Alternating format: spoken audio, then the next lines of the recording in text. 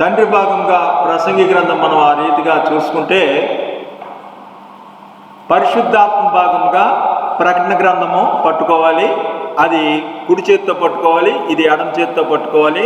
ప్రసంగి ఎడమ చేతితో, కుడి చేతితోనేమో ప్రకటన గ్రంథము. 2 బొట్టనేలు తీసుకొచ్చి లోకాసు వార్త 13వ అధ్యాయంలో పెట్టాలి.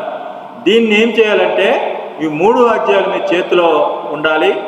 మాటి మాటికి అదే అంకితో చూస్తాం కాబట్టి 6 6 6 7 7 7 8 8 8 ఇలాగ 3 అధ్యాయుల్లో వచనాలు చూస్తాం. 1 1 1 కాబట్టి అన్నీ మీ చేతిలో ఆదాయంలో ఉంచుకోగలరా? చదువుకున్నవారు కదా, నిరక్షరాస్యులు కాదు. ఇప్పుడు 6 6 6 చూడండి. 6 ఏదైనా 6వ వచనం చదవండి. చదవండి, ఏదైనా చదవండి. ఎలాగమ్మా? చదివింది 4వ అధ్యాయం కదా ప్రసంగి. శ్రమయును గాలికని ఆత్మలు 2 చేతులా ఉండుట కంటే ఒంటి చేతితో నెమ్మది కలిగి ఉండుట. 2 చేతులతో డబుల్ డ్యూటీ చేస్తారు, ఇంట్లో వ్యాపారం పెడతారు, దుకాణం ఉంటుంది, గేదెలము పాలిస్తుంటాయి, అన్నీ చేస్తున్నా వారికి శాంతి ఉండదు. మరి ఇంకో 6వ వచనం చూస్తే ప్రకటన గ్రంథంలో 6వ వచనం. లేట్ అవుతుంది, మీరు రెడీ పెట్టుకోలేదు, అందుకని చేతుల్లో పెట్టుకోమని చెప్పాను. నేను చదివేసామంటే చదివేస్తాను, నాకు తెలియకపోవడం కానీ కళ్ళు మూసుకొని చెప్పేస్తాను మొత్తం అంతా. సంగములతో ఆత్మ చెప్పుచున్న మాట. ఎన్ని చెవులు ఉంటాయండి? 2 చెవులు. అక్కడ ఎన్ని చేతులతో పనిచేస్తున్నారండి? అక్కడ 2 చేతులు, 2 చేతులతో పనిచేస్తున్నారు. ఇక్కడ 2 చెవులు ఉన్నాయి. ఏమండి? 2 చేతులతో పనిచేస్తున్నా సంతోషం లేదు, 2 చెవులతో వింటున్నారు. ఈ ప్రసంగం కాదు, రేపు కూడా వింటారు, ఎల్లుండి వింటారు. ఒక్కరు కూడా ఒక్క మాట కూడా వినట్లేదు. భూమి మీద విశ్వాసం కనుగొందనా అన్నాడా లేదు యేసయ్య? అవునండి. మరి మనం ఎందుకు కనుక్కోవట్లేదు? మళ్ళీ ఇంకో 6వ వచనం ఉంది మనకు. 3 6 కదా, ఇంకో 6 ఏంటి? లోకాసు వార్తలో 13 చదవండి బ్రదర్. ఒక మనిషిని ఆయన ఉపమానం ఇలాగ చెప్పిను. ఒక మనిషిని ద్రాక్ష తోటలో అంజూరపు చెట్టు నాటబడి ఉండెను. దాని పండ్లు వెతికి వచ్చినప్పుడు ఏమియో. ఇక్కడ 2 రకాల జాతుల వృక్షాలు ఉన్నాయండి. ఎన్ని రకాలండి? ఎన్ని రకాలండి? అంజూరపు చెట్టు, ద్రాక్ష. పండ్లు వెతికి వచ్చినప్పుడు పండ్లు లేవట. ఎన్ని చెట్లు అయితేనేమి పండ్లు మాత్రం 2 చేతులతో కష్టపడితేనేమి ఏమీ లేదు. ఏమండి? 2 జాతుల వృక్షాలు ఉంటేనేమి పండ్లు లేవు. 2 చెవులు ఉంటేనేమి ఒక్క మాట కూడా వినట్లేదు. ఒక లై వచ్చిందా?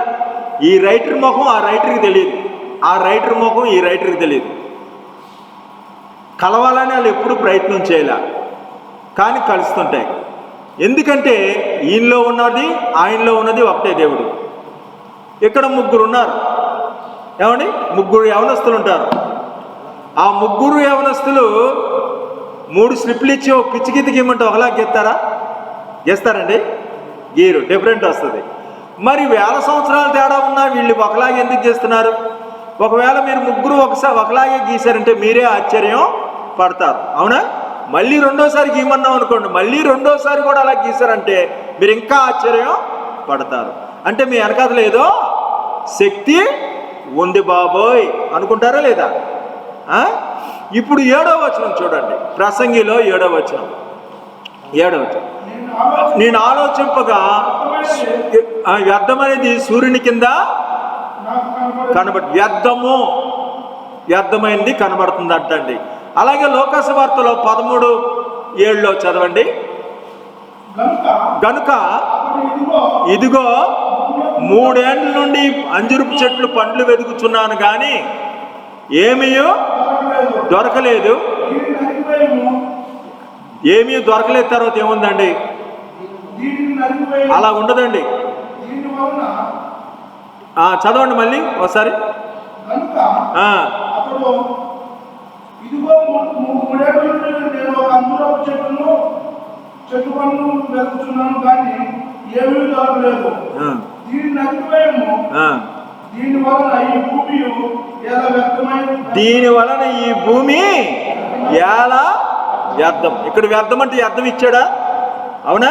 వ్యర్థం అనగానే అర్థం ఇచ్చాడు. 2 అనగానే 2 నిష్ఫలాలు, 2 చెవులు నిష్ఫలాలు, 2 చేతులు నిష్ఫలాలు, 2 రకాల ద్రాక్ష అంజూరపు చెట్టు ఫలాలు లేవు. ఇక్కడేమంటాడు? వ్యర్థం అనగానే ఇక్కడ వ్యర్థం అన్నాడు. మరి అక్కడ ఒక టెన్షన్ ఉండాలి మనకి. ఈ 7 కూడా ఏమై ఉంటుందో కలుస్తుందా? ఏమైనా సంబంధం ఉంటుందా? ఇంకో 7 చదవండి, ప్రకటన గ్రంథంలో 7. అది అలా టెన్షన్తో చూడాలన్నమాట. అప్పుడు మనకు వాక్యం పట్ల ఇంట్రెస్ట్. దాగి ఉన్న దేవుడు బయటపడతాడు, ఒక మర్మం బయటపడుతుంది. 7వ వచనం చదవండి. ఫిలదెల్ఫియాలో ఉన్న సంఘపు దూతకు ఎలాగ రాయమో, దావీదు తాళపు చెవి కలిగి ఎవడు వేయలేకుండా తీవాడును, తీయలేకుండా వేయవాడునైనా నేనే మార్గము, నేనే సత్యం. నీ ద్రాక్ష తోటలు కాదు. అర్థమవుతుందండి? సత్యస్వరూపోయిన వాడు చెప్పు సంగతులేమనగా. అర్థమవుతుందండి? మనుషులు వ్యర్థము, దేవుడు మాత్రమే సత్యము. నేను మూస్తే తీసేవాడు లేడు, తీస్తే మూసేవాడు. చెట్టు ఎందుకు ఫలించలేదు? ఎందుకు అర్థమైపోయావు? ఎందుకు ఉద్యోగం లేదు? ఎందుకు నీ వివాహం ఫెయిల్ అయింది? ఎందుకు నువ్వు ఇలాగయ్యిందో? తాళపు చెవి ఎవరి దగ్గర ఉంది? ఆయన చేతిలో ఉంది. సత్యము నేను అంటున్నాడు. 1000 మంది భార్యలండి సొలొమోనుకి, 700 మంది పెళ్లి భార్యలండి వ్యర్థము, 300 మంది ఉపపత్నులండి వ్యర్థము, 40 సంవత్సరాల పరిపాలన అండి వ్యర్థము. అతని కాలంలో బంగారం అయితేనే ఖరీదండి, వెండికి ఫ్రీ అండి. పొలాలు ఎత్తారు చూసారు ఫ్రీగా, అలాగే ఇచ్చేవారండి. ఏమండి? అంత శాంతి దూత 1000 మంది ప్రేమ పెళ్ళిళ్ళు చేసుకొని ఎక్కడికి వెళ్తే అక్కడ ప్రేమించి, ఏమండి మాట్లాడద్దు దయచేసి, అయ్యే ఏం మాట్లాడదు, కామెంట్ చేసుకోండి దయచేసి. ప్రేమ పెళ్ళిళ్ళు చేసుకున్న ఈ మనిషి ఈ ప్రేమలు ఏమైపోయినాయో. ఆయన అన్నాడు ఒక చోట, బ్రతుకుడు నాకు అసహ్యమైంది. ఏమైంది? బ్రతుకుడు నాకు, చచ్చిపోవాలనుకున్నాడు. భార్యలు ఏమైపోవాలి, రాజ్యం ఏమైపోవాలి, అయ్యో కన్ను చూడాలన్నదంతా చూశాడంట, ఎంత తాగాలన్నది తాగాడంట, ఎంత సమకూర్చుకోవాలో సమకూర్చుకున్నాడంట, చెరువులు నాటాడంట, ఏమండి ఎంతో గార్డెన్లు నాటాడంట, నాట్యాలు సంగీతాలు అన్నీ ఉన్నాయి. కానీ అతనికి శాంతి పరమాత్మ సన్నిధికి చేరవే మనసు. ఒకవేళ ఏమైనా సంపాదించుకోవాలనుకునే సహోదర సహోదరులారా, సొలొమోను దగ్గర పెట్టుకోండి. సొలొమోను కంటే ఎక్కువ సంపాదించుకోలేము, సొలొమోను కంటే ఎక్కువ మంది ప్రేమికులు మనం పొందలేము, సొలొమోను కంటే మేళ్ళ మిద్దులు సంపాదించుకోలేము, సొలొమోను కంటే భర్తలను భార్యలను ఎక్కువ మంది ప్రేమలో సంపాదించుకోలేము. సొలొమోను దేవుడి దైపొంది దైవ జ్ఞానమే పొందేశాడు, దేవుడి ఆత్మ పొందాడు. సొలొమోను శాంతి లేదు, నీకు శాంతి ఉండదు. నీ పిల్లలను ఒకవేళ ఇంజనీర్ చేసినా నీకు శాంతి ఉండదు, వాడే నిన్ను అవమానపరుస్తాడు. ఎప్పుడు నీకు శాంతి? పరమాత్మ సన్నిధికి చేరవే మనసు. అంతా వ్యర్థము. మానవ కోటికి ఇదే విధి. చివరిన చెప్పాడు కదా, యెహోవాయందు భయభక్తులు కలిగి ఉట్టుట మానవ కోటికి యవనడా సంతోషపడుమా నీ యవన కాలమునందు. దీని యందు సంతోషం లేదనే, ఇంకా దినాలు రాకముందే నీ లేత ప్రాయంలోనే, నీ బాల్యకాలంలోనే, బాల్యకాలం అంటే ఏంటున్నారు? చిన్నపిల్లలని కాదు, ఇంకా వ్యవహారం ముదరక ముందే. అర్థమవుతుందండి? క్యాన్సర్ ఇంకా లేతగా ఉంది. అర్థమవుతుందా? ఈ కిడ్నీ ట్రబుల్ నీకు ఇంకా లేతగా ఉంది, ఇంకా ముదరలేదు వ్యవహారం అనేది మాట. బాల్య స్థితి అంటే అర్థమైందండి? బాల్యం అంటే చిన్నపిల్లలు అనుకోవద్దు. ఇంకా వ్యవహారం ముదరక ముందే, నేడనే సమయం ఉండగానే ఏమండి మారు మనసు దేవుడికి ఇవ్వు. ఏమండి ఇక్కడ ఈ చెట్టు ఎందుకు ఫలించలేదు? అన్నీ ఉన్నాయంట, అల్లుడి నోట్లో శని ఉందంట. అన్నీ పెట్టారు అంగట్లో, అన్నీ ఉన్నాయి, అల్లుడి నోట్లో శని ఉందంట. ఎలాగా? 3 7లు కలిసినాయండి, 3 6లు మనం చూసాం. ఒకట్లు చూడండి, చాలా తమాషాగా ఉంటుంది. ఒకట్లు చదవండి. బ్రదర్ బాగా చదువుతున్నారు, నేను మెచ్చుకుంటున్నా. రాకపోతే కన్ఫ్యూజ్ అయిపోతారు. బ్రదర్ చదవకపోతే మనం కన్ఫ్యూజ్ అయ్యేవాళ్ళు, మనకు తలకిందులు అయిపోతాం. చదవండి. ప్రసంగి 1 ఏదైనా ఒకట్లో చదవాలి. ఒకట్లు చదవండి. పిమ్మట సూర్యుని కింద అన్యాయ పనులు, పాయింట్లు రాసుకోండి, ఏమండి లెక్క పెట్టుకోండి. అన్యాయం జరుగుతుంది,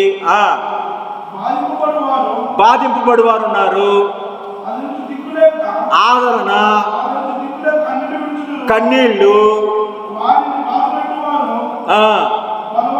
బలవంతులు, బాధ పెట్టేవారు, బాధపడేవాళ్ళు, కన్నీళ్ళు, ఇంకేముందండి ఆదరణ అనే అంశాలు వచ్చినాయి. అవునా? అన్యాయము, అవునండి, ఇవన్నీ వచ్చినాయా? ఇవన్నీ వస్తాయి చూడండి. మళ్ళీ లోకసువార్తలో అయ్యే అధ్యాయాలు మార్చకుండా ఇంకో అధ్యాయం వస్తే స్పెషల్ ఏం లేదు.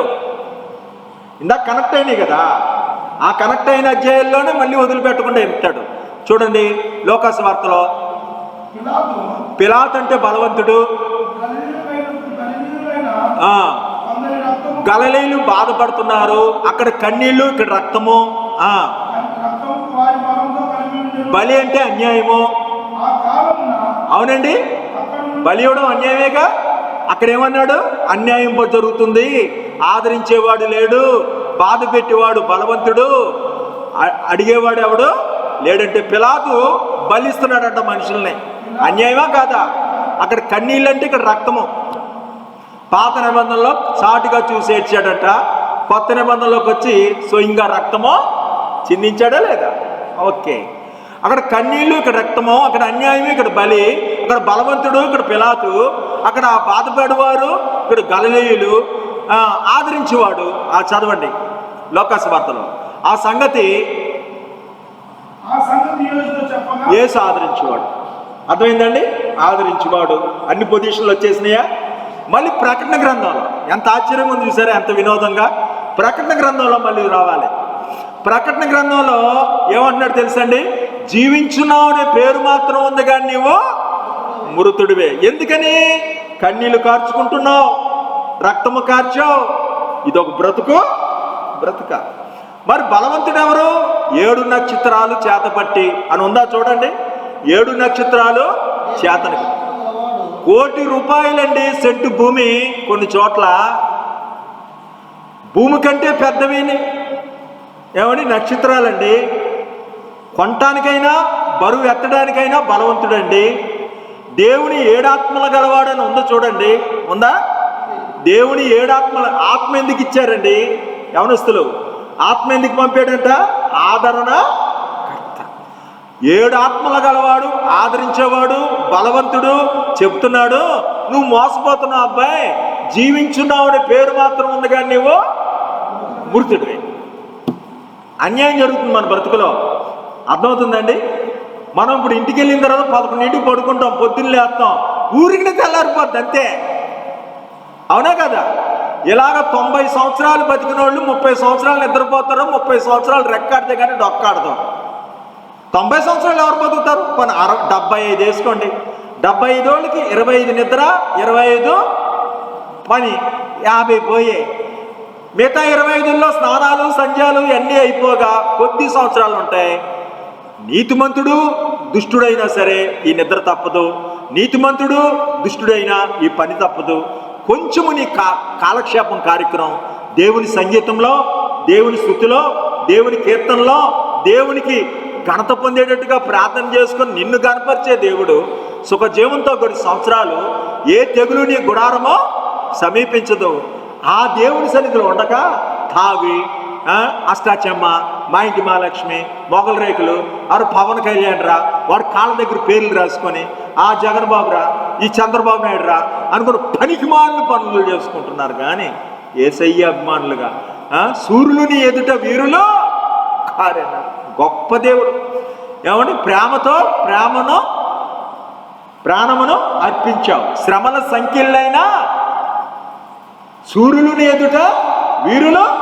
ఇటువంటి గొప్ప నాయకుడిని అభిమానులైనందుకు దేవుని మందిరంలో యవనస్తులు రావట్ల. పనికిమాలిన డూపైట్లు పెట్టుకున్న వాళ్ళని, పరిశుద్ధుడు, నిష్కపటి, ఈ నించోబెట్టి ఎలక్షన్లో నించోబెడితే ఈ నిరాకరించి బర్బాను కోరుకున్నారు. నీతిమంతుడిని దగ్గర పోన్లే ఎలక్షన్లో ఓడిపోతే ఓడిపోయాడు, మరి సిలువేసేసి వేలాడదీస్తే ఎలక్షన్లో ఓటు అయిపోతే ఏం చేస్తారండి? ఇల్లు తగలెడతారు, చంపేస్తారు. కానీ యేసయ్య అంటున్నాడు, తండ్రి వీరేం చేయించున్నారో వీరెరగరు గనక వీరిని. ఈ రాజు మీ రాజు లేత మొక్కవలే తండ్రి ఎదుట పెరిగాడండి. ఏమండి, ఈ దేవుడు నీకు తోడుగా ఉంటాడట, ఆదరణకర్త. నీ సంగతి చూసుకోవయ్యా. నువ్వు ఏదేదో చెప్తావేంటి? నాకు భార్య ఉందని చెప్తావేంటి? సొలొమోను కంటే గొప్పోడువా? నీ సంగతి చూసుకో. మాకు జ్ఞాన హృదయం కలగజేయము, మా దినములు లెక్కించటం మాకు నేర్పము. జీవించున్నావు అనే పేరు మాత్రం ఉంది, కానీ నువ్వు మృతుడివే. నేను ఆదరిస్తా, నా వైపు చూడు. 2వ వచనాలండి గతం గురించి ఉంటాయి. 2వ వచనం ప్రసంగిలో చదవండి. బ్రతుకుచున్న వారి కంటే కాలము చేసిన వారే చనిపోయిన వారు ధన్యులటండి. దేవుని స్తోత్ర. కాలము చేసిన వారే ధన్యులట, కాలము చేసిన వారే ధన్యులు. 3వ వచనం చదివేసండి. అక్కడ కాదు, ప్రసంగిలో 3వ వచనం చదివండి. 2:3. పుట్టని వారు సూర్యుని కింద అన్యాయ పనులు చూడలేదు గనుక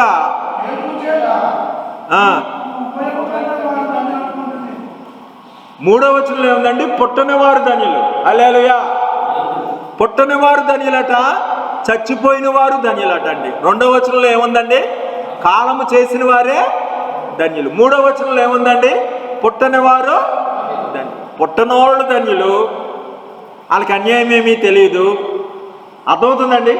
మీకు ఎందుకు పుట్టినోళ్ళు ధన్యులు చెప్పండి? వాళ్ళకి మచ్చ డాగు ఏమీ ఫ్రెష్ క్యాండిడేట్స్. అర్థమవుతుందా? వాళ్ళకి వాళ్ళు ధన్యులు. చచ్చిపోయిన వాళ్ళు ధన్యులు. ఇక పాపమేమీ వాళ్ళకు అంటదో. సూర్యుని కిందకి జరిగే అన్యాయం దాంట్లో వాళ్ళకి ఏమీ లేదు. మరి చనిపోయిన వారు ధన్యులకు కలుస్తుందా? ప్రకటన గ్రంథం 2వ వచనం చదవండి. 3:2 ప్రకటన గ్రంథం అయ్యే అధ్యాయాలు 2వ వచనం చదవండి. ప్రకటన గ్రంథం. నీ క్రియలు దేవుని ఎదుట సంపూర్ణమేగా కనబడలేదు కనుక జాగరూకుడవై చావనై ఉన్న మిగిలిన వాటిని కాలం చేసిన వారు అన్నాడు. చనిపోయిన వారు ధన్యులని అక్కడ అర్థం వచ్చింది. ఇక్కడ జాగరూకుడవై చావనై మిగిలిన వాటిని, అక్కడ చావు గురించి చెప్తే మళ్ళీ ఇక్కడ చావు గురించి చెప్పాడా లేదా? అర్థమవుతుందండి? కనెక్ట్ అయిందా లేదా? లోకా సువార్తలో అట్టి హింస పొందినందున వారు పాపులని ఒక ఇంజక్షన్ చేస్తున్నారంటే పొందిన వారే ధన్యులట. హింస పొందినవారు ఒక ఇంజక్షన్ చేస్తున్నారు. ఇక్కడ మన ఇక్కడ తీసుకున్నారు, కరోనాకి టీకాలు వేస్తున్నారు. లైన్లో నుంచున్నారండి. లైన్లో నుంచుంటే టీకా వేసుకుని వెళ్ళిపోయినోడు ధన్యుడా, రాకపోతే చూస్తున్నాడు ధన్యుడా? ఏమండి? ఆ టీకా వేసుకున్నాడే ధన్యుడు. ఎందుకని? వాడికి ఇంకా పొడుపుడు లేదు. కానీ వెనకాతలు ఉన్నోడికి ఏముంది? టెన్షన్ ఉంటుంది. ఆడు కాల్చడం చూస్తాడు, ఆడు తీయడం చూస్తాడు. అమ్మో పొడుతారు బాబాయ్, పొడుతారు బాబాయ్ అంటుంటాడు. ఎవరు?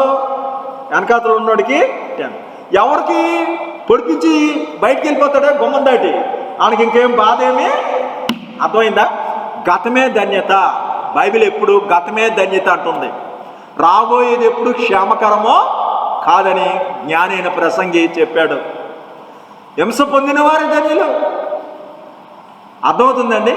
1, 2, 3 అయినది కదా. పుట్టిన వారు ధన్యులు అన్నాడు. 3వ వచనం ఎందుకు ధన్యులు? అన్యాయ పనులు చూడలేదు. 3వ వచనం ప్రసంగిలో 3వ వచనం చూడండి. లోకా సువార్తలో 3వ వచనం చూడండి.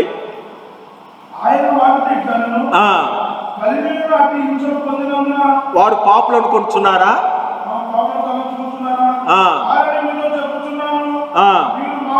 మారు మనసు. ఇక్కడ అన్యాయం క్రియలు అంటే ఇక్కడ మారు మనసు. ఇక్కడ మారు మనసు అనగానే ప్రకటన గ్రంథంలో కూడా ఏమన్నాడో చూడండి. 3వ వచనంలో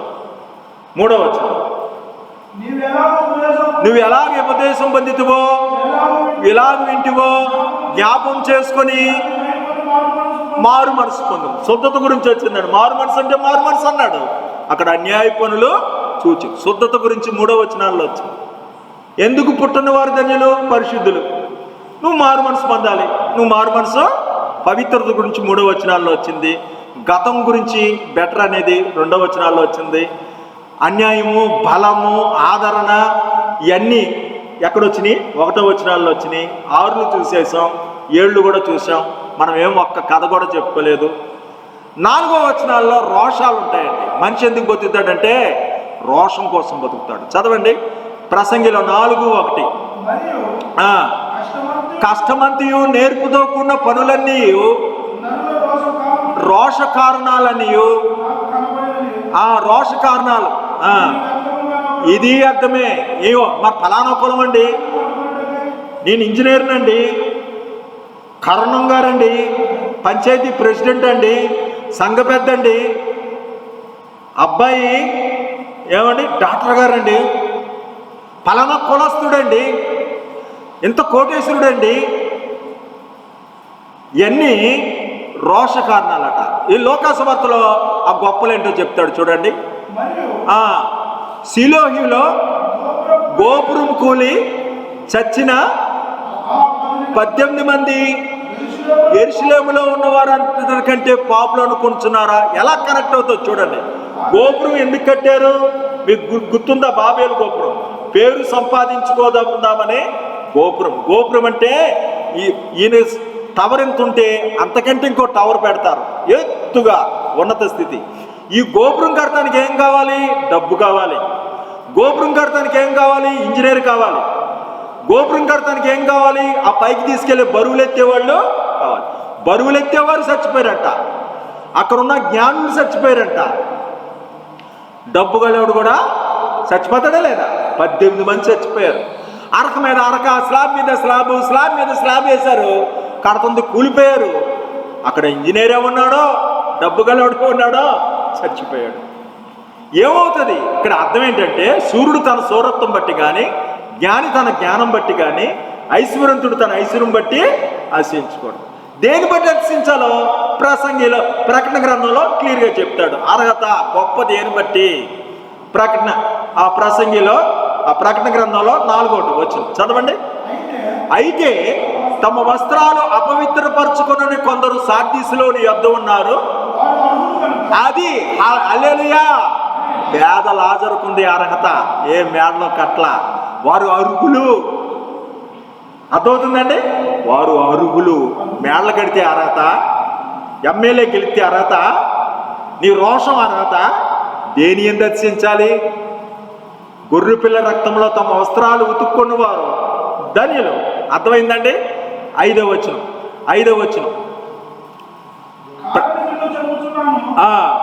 మీరు మారు మనసు పొందని ఎడల 5వ వచనం ప్రసంగిలో కూడా 5వ వచనం. బుద్ధిహీనుడు చేతులు ముడుచుకోకూడదు. తల్లిలో అన్నలో చేతులు ముడుచుకోకూడదు. ఏంటంటే ఇప్పుడు జయించాలట. 5వ వచనం ప్రసంగిలో ఉంటుంది. ప్రకటన గ్రంథంలో 5వ వచనం ఉంటుంది. జయించువాడు నువ్వు మారు మనసు పొందాలి. తాగుడు మీద మారు మనసు పొందాలి. చేతులు ముడుచుకోకూడదు.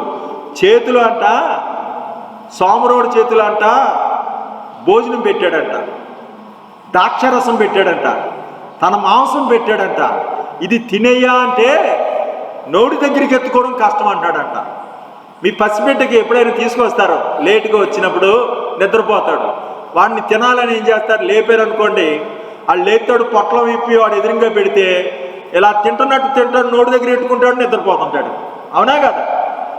అలాగుంది మీ పరిస్థితి.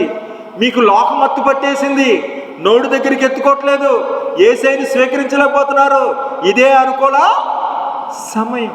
చేతులు ముడుచుకొనక. బుద్ధి గల కనికలు, బుద్ధి లేని కనికలు. మరి ఎంతమంది వెళ్ళారు? 5గురు మాత్రమే వెళ్ళారు.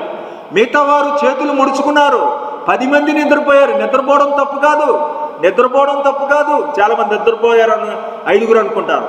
వారందరూ నిద్రించారు అని ఉంది బైబిల్లో. వారందరూ కునికి నిద్రపోవడం తప్పు కాదు. వారు చేతులు ముడుచుకున్నారు. బుధవారం ప్రార్థన ఎందుకులే, ఆదివారం చాలే, అది ముడుచుకోవడం. అర్థమైందా? ప్రతిదీ యాక్టివ్గా ఉన్నవారు.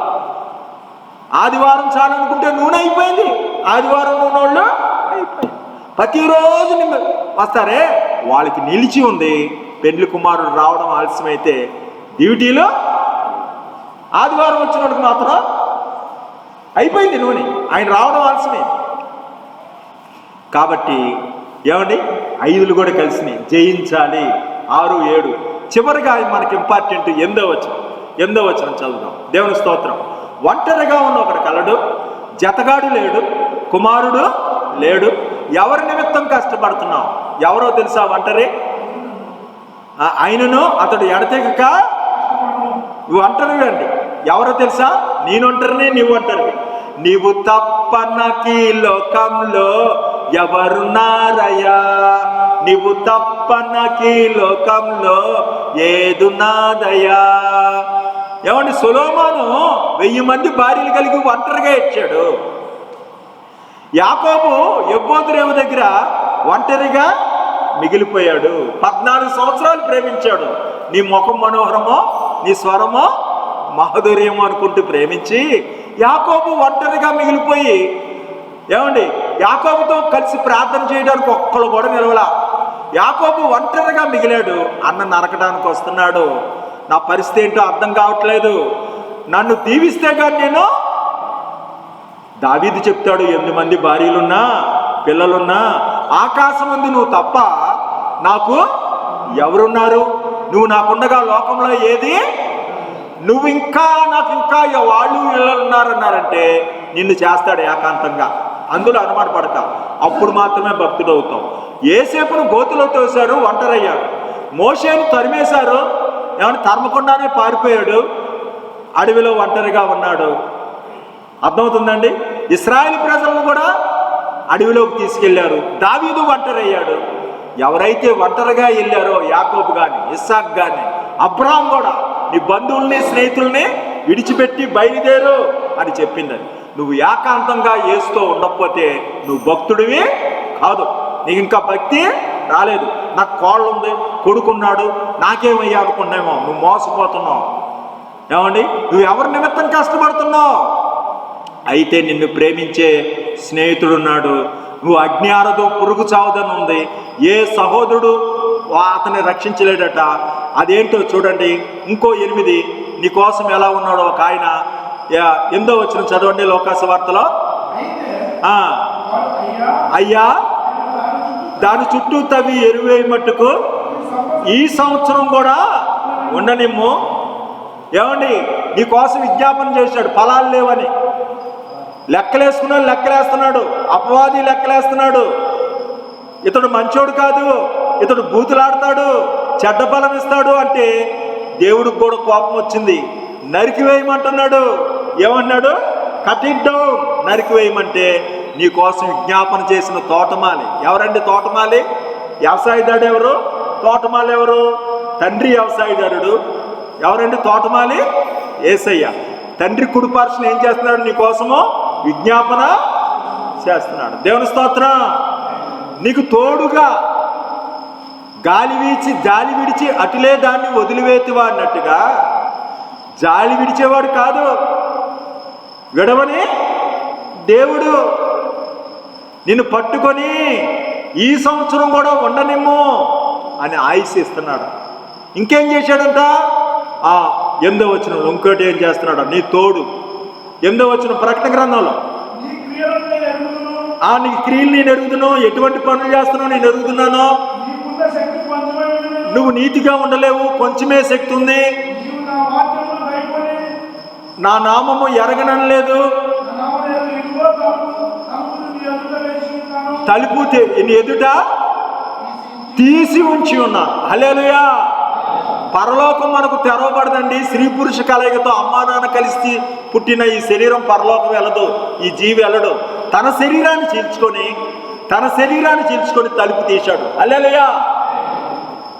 తలుపు తీసి అడుగుము నీకు ఇవ్వను, తట్టుడి నీకు తీయబడినని ప్రకటన చేసి ఈ స్వార్థలు ప్రకటిస్తుంటే, ఇంకా నా ప్రాణమా తినుమో తాగుమో సుఖించమంటే తండ్రి కోపం వచ్చి, ఈ చెట్టు వలన ఫలమేమి? ఇతరులను భగ్నం చేస్తాడుగా, దీన్ని నరికేయంటే యేసయ్య అంటున్నాడు, ప్రాణం పెట్టింది కాక ఇప్పుడు ఏమంటున్నాడు? ఇప్పుడు విందుని పిలుస్తున్నప్పుడు వాళ్ళు రానప్పుడు ఏం చేశాడు ఆయనకి? దేవుడికి కోపము వచ్చింది. ఎద్దుని చూసుకుంటానికి వెళ్తున్నాను, భార్యను చూసుకుంటానికి వెళ్తున్నాను, పొలాన్ని చూసుకుంటానికి, ఆ విందుకి ఎవరు రాలేదంట? తీగలు మీరు, ద్రాక్షవల్లి నేను, నాకు వేరుగా ఉండి మీరేమి చేయి. నీ లోకిటి నీ భార్య ఫలించు ద్రాక్షవల్లి, పిల్లలు భోజన బల చుట్టూ ఒలివ మొక్కలు. ఎప్పుడు ఫలిస్తారు? దుష్టుల ఆలోచన చొప్పున, పాపుల మార్గమున, అపాసులు కూర్చుండి చోటున ఉండకుండా ఆనందించినప్పుడు తన కాలమందు ఫలమిచ్చు చెట్టు వలె. గుణమెరగకుండా ఒన్నిండగా బాగా ఉంది కదని కరువు కాలంలో పెద్ద కుండ పెట్టి ఏమండి కూరాకలు తెచ్చుకొని తరిగి వండుకుంటే ఆ కుండ చూస్తే ఏమన్నారు? దైవజనుడా, కుండలో విషం ఉన్నది. మన శరీరంలో ఏం నింపుకుంటున్నామో ఆ కుండలో బాగా ఏమండి నలగొట్టబడిన పిండిని కలుపుకొని ఆ కుండను బాగా కలుపుకుంటే కుండలో ఏ జబ్బు లేకుండా మనలో కలుపుకోవాలి. ఆయన రొట్టె ద్రాక్షరసం తీసుకున్న మనం ప్రతి దినం ఆయన స్తుతిస్తున్న మనము ఆయన స్వభావం, ఆయన జాలి, ఆయన క్షమాపణ, ఆయన ఆదరణ, ఆయన రక్త ప్రోక్షణ బట్టి మనకి విమోచన కలుగుద్ది. కాబట్టి ఫలించిన ప్రతి చెట్టు నరికి అగ్నిలో వేయబడి. చెట్లన్నీ మీటింగ్ పెట్టుకున్నాయట. ద్రాక్ష చెట్టుని రాజుగా చేస్తే ద్రాక్ష చెట్టు ఒప్పుకోలా, ఒలివ చెట్టుని రాజుగా చేస్తానంటే ఒలివ చెట్టు కూడా ఒప్పుకోలా, అంజూరపు చెట్టుని రాజుగా చేస్తానంటే అంజూరపు చెట్టు కూడా చెట్ల మీద రాజునయ్యి ఇలా పోజు కొట్టాలా, నేను రానంది. కానీ ముండ్ల చెట్టు అంది, నన్ను ఎన్నుకోండి, నన్ను ఎన్నుకోకపోతే మీకు తగలబెట్టేస్తాను, నా నుండి అగ్ని వస్తుందంట. కానీ ముండ్ల చెట్టునే దేవుడు కోరుకున్నాడట. తుమ్మకర్రతో మందసం చేశారట, తుమ్మకర్రతో దీపస్తంభం చేశారట. వడ్లవాడు చెప్పాడు మందసం తుమ్మకర్రతో చేయాలని. ఆయన వడ్లవాడిగా పుట్టలేడు, ఆయన నేర్పరైన వడ్లవాడు ఎక్కడ కొలిచాడో అక్కడ కత్తిరించాలి, చిత్రీపడతాడు, శ్రమలు కలుగుతాయి, ఓర్చుకొని చక్కటి రూపం ఇస్తాడు. దాని మీద బంగారం పొంది మనం ఉపయోగపడే ఘటాలుగా యజమాడు వాడుకునే ఏమండి పాత్రగా మనము అవుతాం. దేవుని స్తోత్ర. ముండ్ల చెట్టుగా వద్దు, ఘనతను ఆశించొద్దు. నేను పాస్టర్ గారితో సమానం, బోధించేవాడికి అతిశయం ఉంటుంది. దేవుని స్తోత్రం. మీకు ఫలాల గురించి చెప్పాలంటే మనకు ఎన్నో చెప్పొచ్చు. ఇక బొద్దు నుండి వేరు చిగురు పుట్టును, నీచమైన చెట్టు ఘనమైన చెట్టు అవుతుంది, నిజమైన ద్రాక్ష బలిగా నేను ఉంటాను, నేనైతే నా దేవుని మందిరంలో పచ్చని మొక్క వలె ఉంటాను, అన్నీ చెప్పొచ్చు. కానండి చిన్ని బిట్స్ 5 రెఫరెన్స్లు త్వరగా ముగిస్తాను. ఫిలిప్పీయుల రాసిన పత్రిక 4:19 జనరల్ వేలో చూడండి. కాగా దేవుడు తన ఐశ్వర్యం చొప్పున క్రీస్తు యేసునందు మహిమలో ప్రతి అవసరమును తీర్చు. దీనితో మన అవసరాలు ఎలా తీరుతాయో, గాడ్ షల్ సప్లై ఎవరి needs according to his richness.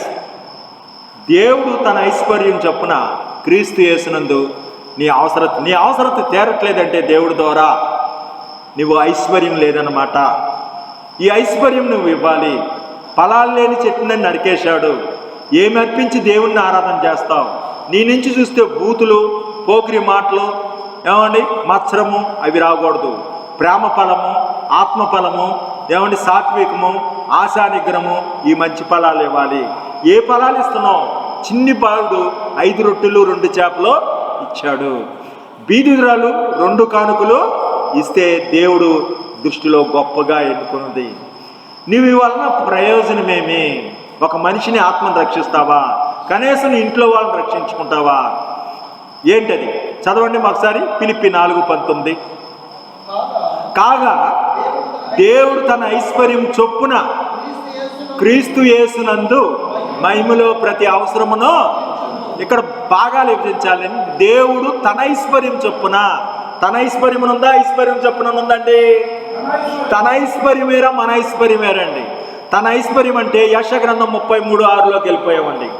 ఏమండి యెషయా గ్రంథం 33:6లో నీ కాలంలో నీ ఇమ్మనిది స్థిరముగా ఉండును, రక్షణ బాహుళ్యము, బుద్ధి జ్ఞానము, సమృద్ధి కలుగును. త్వరగా ముగిస్తున్నాను. యెహోవా భయము వారికి ఐశ్వర్యం. చదవండి ఒకసారి. ఆకుండా చదివేసండి, అలా రాగం తీయొద్దు, చదివేసండి.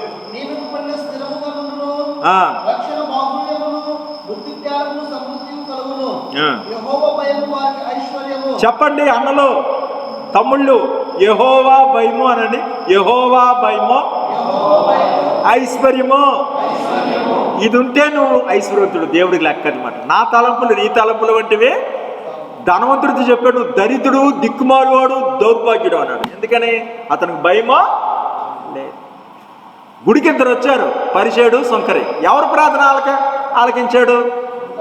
ఆకాశం తట్టు చూచుడికైనా ధైర్యమో, అది ఐశ్వర్యవంతుడు.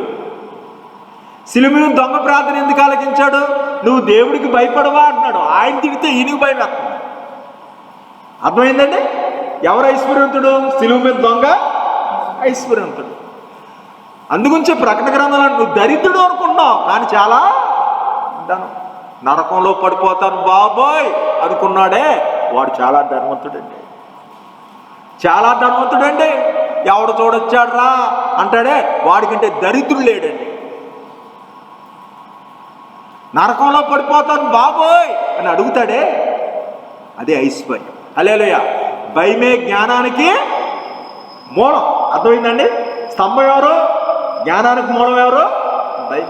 అగ్ని ఆరదు, పురుగు చావు. కాబట్టి ఈ ఐశ్వర్యం మీ పిల్లలకి ఇస్తే మిమ్మల్ని గౌరవిస్తారు. భయం ఇవ్వాలనుందా? సొంతంగా చెప్పేశాను. 90వ కీర్తన 11వ వచనం. నేను సొంతంగా ఆర్టిఫిషియల్గా కలపలేదండి. చూడండి, భయం ఇచ్చిన వారు, భయం ఉన్నవారు. మనం ముగించుకుని వెళ్ళిపోతున్నాం. 90వ కీర్తన 11వ వచనం చూడండి. నీ ఆగ్రహబలము ఎంతో ఎవరికి తెలియనో, నీకు చెందవలసిన అదేంటి భయం అని చదువుతున్నారు. ఏమని వచ్చిన చదవట్లా. నీకు చెందవలసిన అని చదవండి. అది చెందవలసిందంట. అయ్యవారికి చాలు 5 వరహాలు, పిల్లవారికి చాలు పప్పు బెల్లం. ఇంకో చోట అంటాడు, నువ్వు రోజు బలి అర్పిస్తున్నావు అబ్బాయి, కానీ నువ్వు నాకు భయపడలే. భయము చెందాలంటాడు. భయం ఇవ్వకపోతే ఉగ్రత వస్తుందట. భయం ఇచ్చిన వాళ్ళకి ఏమొచ్చిందంట? అపోస్తుల కార్యాలు 2:43. భయం ఇచ్చారట. వీళ్ళకి ఏమొస్తుంది? భయం ఇవ్వండి. అమ్మా మీ 500 నోటు అడగట్లా, మీ 1000 రూపాయలు అడగట్లా. దేవుడి మందిరానికి వచ్చినప్పుడు ప్రవర్తన ఎలా ఉండాలి? జాగ్రత్తగా ఉన్నారంటే భయం ఇస్తున్నారనమాట. దేవుడికి ఇచ్చేసారనమాట. 5 రూపాయలు ఇచ్చిన వాళ్ళకి 5 రూపాయల సరుకు, 1000 రూపాయలు ఇచ్చిన వాళ్ళకి 1000 రూపాయల సరుకు దేవుని దగ్గర. రండి రోకలు లేకపోయిన వారులారా కొని భోజనము చెయ్యండి. దేవుడు తన ఐశ్వర్యం చొప్పున అంటే లెక్కలండి. 5 రూపాయలు చొప్పున, 50 రూపాయలు చొప్పున అంటారే లెక్కలు. మేనే టెకేల్ అని చెప్పాడుగా, తాసులో. ఇంకో యోగ గ్రంథంలో కూడా న్యాయమైన త్రాసులో తూచునుగాక అంటాడు. కాబట్టి ఖాతాలో డబ్బు ఉంటే ఆ లెక్క ప్రకారం ఏటీఎం కార్డు నెంబర్ సరిపోక మనకు డబ్బులు రావు. నెంబర్ సరిపోతే డబ్బులు వస్తాయి. కాబట్టి భయం చెల్లాలి. భయం చెల్లించిన వారికి ఏమొచ్చిందంట? అపోస్తుల కార్యాలు 2:43లో ఉంది. చదవండి. 43. అప్పుడు చదవండి. అప్పుడు ప్రతివానికి భయం కలిగిన. ఏం కలిగిందండి? ప్రతివానికి భయం కలిగిన మహత్కార్యాలు, సూచక్రియలు. హల్లెలూయా. ఎందుకు భయం చేయలేదు అంటే, ఏమండి ఇటు చూడండి, వడ్లవాని కుమారుడు కాదా, ఏసేపు కుమారుడు కాదా అంటే సొంతూరులో ఆయన అసమర్థుడైపోయారు. ఎవరో పీడి సుందరరావు శిష్యులు అడగడం కాదు, సొంతూరులో ఏసై చేయలేకపోయాడు. ఏసయ్య చేయి అంటే ఆయన ఏమీ చేయలేడు. నమ్ముటి నీ వలనైతే నమ్మవానికి సమస్తమో. ఏసయ్య అసమర్థుడు. వడ్లవాని కుమారుడు కదా, మరియమ్మ కుమారుడు కాదంటే ఆశ్చర్యపోయి ఏమీ చేయలేకపోయాడట. నీ విశ్వాసమేనన్నా ఎలీషాకే అవ్వలేదు. అతని శరీరం తగిలితే తనకు బతికారు, తనకు జబ్బుతో చచ్చిపోయాడు. పౌలు గారికి అవ్వలేదు. ఎవరిని చూస్తామని దేవుడు అనుకురాలి. అర్థమవుతుందండి? వాక్యం మీద ఆధారపడుకు, జ్ఞానం మీద ఆధారపడకు. వాళ్ళని ఏమనాలంటే నాస్తికులే అనాలి. మోసం, ఆస్తికులని మోసం. దేవుడు మాట్లాడడు, దేవుడు స్వస్థపరచడం అనేది ఏంటి? ఆయన చేతికి తాళం చేయవు, మూతికి తాళం చేయవు. దేవుడు మాట్లాడ్డా అంటే నీ జ్ఞానమేనా? దేవుడు మాట్లాడకపోతే మనం అసలు సేవకులమేనా? ఏమంటే దేవుడు కార్యాలు చేయకపోతే అసలు మన సేవకులమేనా? ఎటువంటి మోసకరమైన వాళ్ళు నాస్తికులు. అసలు దేవుడు ఉన్నాడని పేరు కానీ జ్ఞానం పేరు మీద పేరు సంపాదించుకొని వీళ్ళు ఉన్నారన్నమాట. వీళ్ళు మన నెత్తి మీదకి ఎక్కాలి. అద్భుతకరుడు సమయోచితమైన సహాయం చేస్తాడు. ఏమండి, మనకి ఇంకేముంది? చివరిగా కొలసీ 2:2 అయిపోయింది, మనం వెళ్ళిపోదాం. కొలసీ 2:2 ఇక్కడ గ్రహింపు అనే ఐశ్వర్యం ఉంటుందండి. మనం ఎలా నడవాలో క్లియర్గా ఉంటుంది, కానీ ఎంత చెప్పం కానీ గ్రహింపు అనే ఐశ్వర్యం గురించి కూడా ఉంటుంది. చదివేయండి. మీ కొరకు లవదేవారి కొరకు ఎంతగా పోరాడుచున్నానో మీరు తెలుసుకొని కోరుచున్నాను. వారు ప్రేమ యందు అతకబడి గ్రహింపు యొక్క ఐశ్వర్యం. హల్లెలూయా. గ్రహింపు అనే ఐశ్వర్యం ఏంటో తెలుసండి. మనకైతే ఇది న్యాయమే. ఈయనే పాపమా సిలువ మీద దొంగ అన్నాడా లేదా? గ్రహింపు. నువ్వు దేవుడికి భయపడవా? మనకైతే న్యాయమే. అది భయము గ్రహింపు. సొంకరి భయము గ్రహింపుతో ఏడుస్తున్నాడు. పరిచేడు తన గ్రహింపు తనకు లేదు, పక్కనోడు అంటే గ్రహిస్తున్నాడు. భయం లేదంటే ఉదాహరణ ఏంటి? సూటుపోటు మాటలో రాళ్ళు ఇస్తున్నాడు. నువ్వెంత నీతిపంతుడైనా సూటుపోటు మాట ఇస్తున్నావా దరిద్రుడిగా ఇస్తాడు. దరిద్రుడు ఇచ్చి అర్థమైందని మన ప్రార్థనకి ఇన్ఫ్లుయెన్స్ ఉండదు. శతాధిపతి మందిరాన్ని కడితే కొంతమంది ఎంతో భోజు కొడతారు. ఇచ్చేసి ఆ పాస్టర్ గారు ఏదో బతుకు తెరువుడు భోజనం పెడదాం. బాగు చేసిన తర్వాత ఆయన వెళ్ళిపోతుంటే శతాధిపతి దాసుడు ఉన్నాడు, స్వస్థపరచాలని అంటే నా ఇంటికి వస్తానికి నేను యోగ్యుడినే. డంబంగా తీసుకెళ్తారు కొంతమంది. మంచిదే, తీసుకెళ్ళండి.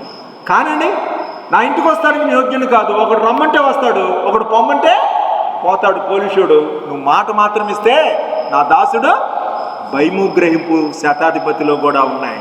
సిలువ మీద దొంగలో ఉన్నాయి. ఏమండి, సుంకర్లో ఉన్నాయి. మనలో ఉంటే ఏమవుతుంది? వింటాడా లేదా మన ప్రార్థన? నా తలంపులు నీ తలంపులు వంటివి కాదు. మనలో మంచి ఫలాలు వచ్చేటట్టు సమయం అనే ధనం ఇవ్వాలి. సమయం ఎప్పుడైతే ఇచ్చామో ఆటోమేటిక్గా డబ్బులు కూడా ఇస్తాం. చాలామంది డబ్బులు ఎందుకు ఇవ్వట్లేదు అనుకుంటారంటే 2 గంటల 24 నిమిషాలు ఉండవలసింది ఇవ్వరండి. సమయానికి ప్రతి ఒక్కరు కత్తిరేసేస్తున్నారు. సమయానికి కత్తిరేసిన వాళ్ళు డబ్బులకు కత్తిరేయరా? అవునా? సమయానికి శుభ్రంగా ఉంటే డబ్బులు కూడా ఇస్తారు. కాబట్టి ముందర సమయం నీకోసం నీ పిల్లల కోసం ప్రార్థన చేసుకో.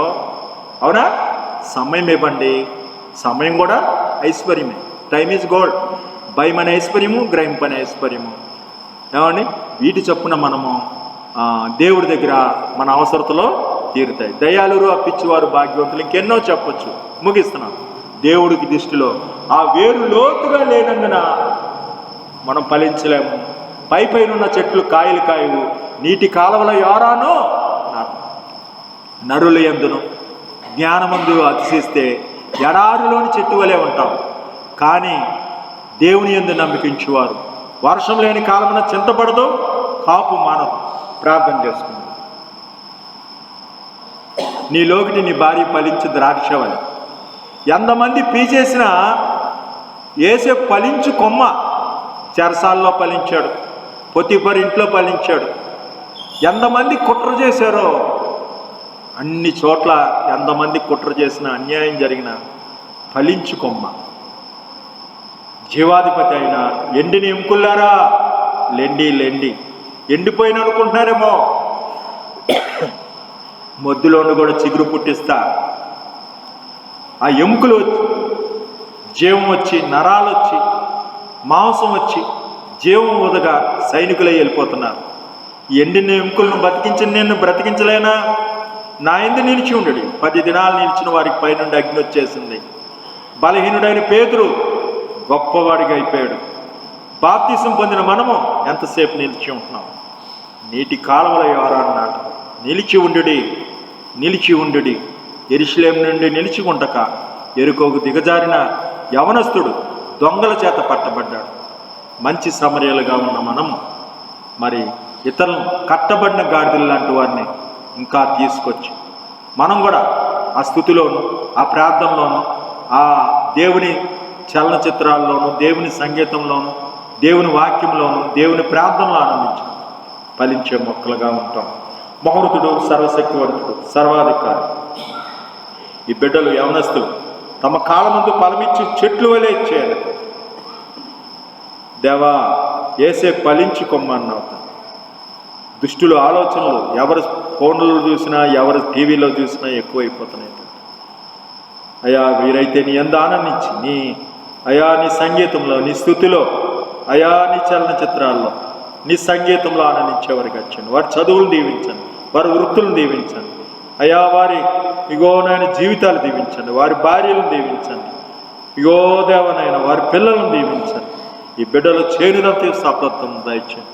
కోపము సంశయం లేక ఎల్లప్పుడూ దీన మనసుకులై ఫలించేవారి కావచ్చు, నీలో నిలిచి ఉండేవారి కావచ్చు. భయము అనే ఐశ్వర్యం, గ్రహింపు అనే ఐశ్వర్యం, సమయము ఇచ్చేవారి కావచ్చు. మహిమైశ్వరంలో క్రీస్తు అనే ఒక సేవకుని స్థిరంగా నమ్ముకొని అభిషేకం పొందిన సేవకుని ఒక సంఘంలో కలిగి వారు ఉంటుండగా దీవెన దయచేయి. ప్రతి అవసరత తీర్చమని, ఉద్యోగాలు లేని వారికి ఉద్యోగాలు దయచేయండి. ఇక్కడ ఉన్న యవనస్తులకి వివాహాలు కావాల్సిన వారికి మధ్యవర్తిగా ఉండి యెహోవాలో జరిగిన కార్యాలుగా నజరేయుని యేసు నామమున జరిగించండి. ఈ నందవరం నాయన ఈ యూత్గా యవనస్తులుగా ఉన్న బిడ్డలందరినీ బలవంతులుగా వచ్చి, పరిశుద్ధులుగా వచ్చి, పాపంలో ఉండి కొద్ది దూరంగా ఉండి నిరాశతో ఉన్న బిడ్డలను కూడా మార్చాలి. తాగుడు, పేకాట, ఆకువక్క ఆయా దురలవాట్లతో ఉన్న వారిని మందిరాల్లోకి లాక్కురా. నేనైతే నా దేవుని మందిరంలో పచ్చని బలివి మొక్కువలే ఉన్నాను. వృద్ధాప్యంలో కూడా చిగురు పెట్టేవారుగా పెద్దలు వచ్చారు, వారిని దీవించండి. తమ మనవరాలు పెళ్ళిళ్ళు చూసే ఆయుష్ దయచేయండి. బీపీ, షుగర్లపై చేయండి. దీర్ఘకాలిక అనారోగ్యస్తులను, పక్షపాతం, కిడ్నీ ఆయా ట్రబుల్స్ ఉన్నవారిని ముట్టి స్వస్థపరచండి. గాయపడిన నష్టమైంది. వ్యవసాయదారుని దీవించండి, ఆయా వృత్తుల వారిని దీవించండి, పొలంలో దీవించండి. భార్యాభర్తల బంధంలో దీవెన దయచేయండి.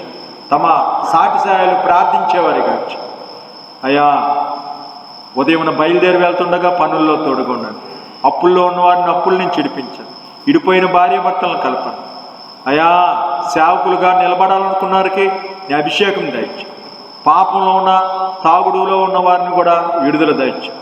ప్రతి ఒక్కరూ నీలో నిలిచి ఉండేవారిగా, లోతుగా ఉండేవారిగా, పైన మొక్కల వలె కాదు, బీడు పొలాలుగా కాక మెత్తడి నేలగా చేయాలి. కుమ్మరవారి చేతిలో మట్టి వలె చేయాలి. ప్రతి ఒక్కరు మంచి నేల పడిన విత్తనాల వలె ఫలభరితం చేయమని, ఈ సంవత్సరం కూడా ఉండనిమ్మని ఆయుష్ ఇచ్చిన దేవా, ఎన్ని సంవత్సరాలు ఇస్తున్నావో మాకు తెలియదు. బలహీనులము నీవు దీవించి ఫలవర్తం చేయమని, కనికరించమని, నీ మహిమార్థమై వాడుకోమని. ఎవరికి ఏ కొదువు ఉందో ఆ కొదువును తెచ్చు. యేసుక్రీస్తు నామమున నేను కొంచెం పరమ తండ్రి. ఓపికతో విన్న తమ్ముళ్లకు, అన్నలకు, తండ్రులకు అందరికి వందనాలు. నా పేరు ప్రశాంత్ కుమారు. మరి ఇదే రకంగా ఎన్ని వచనాలైనా చూడొచ్చు. అలాగా మోషే అంటే సౌలా నన్ను ఎలా హింసిస్తాను. దర్శనం అంటే 3 చోట్ల పొద మండుతుంది, పొద కాలట్లేదు. ప్రకాశం వెలుగుతో సౌలుకు దర్శనం, ఇక్కడ రూపాంతర దర్శనం. అర్థమైందండి? 3 చోట్ల. ఇతను నా ప్రియకుమారుడు, ఇతను మాట ఆలకించడం నేడు అంటే ఇశ్రాయేలు మూలుగులు విని వచ్చాను. సౌలు పక్కన ఉన్నవారు స్వరం విన్నారు కానీ చూడలేదు. అన్నీ కలిసి ఇటువంటి చాలా చూడొచ్చు. ప్రభు చిత్తం అయితే మళ్ళీ ఏ ఆదివారమో ఎప్పుడైనా కలుద్దాం. నా కోసం ప్రార్థన చేయండి. దాని కథలో డేంజరస్ ఆన్లైన్ ఉంటుంది. విచిత్రమైన వాయిస్ వ్యతిరేకత వస్తుంది. ఇది టీవీలో పరిచర్య. మీ సహాయ సహకారాలు ధర్మం ఏదనుకుంటున్నారో అది చేయండి. వందన.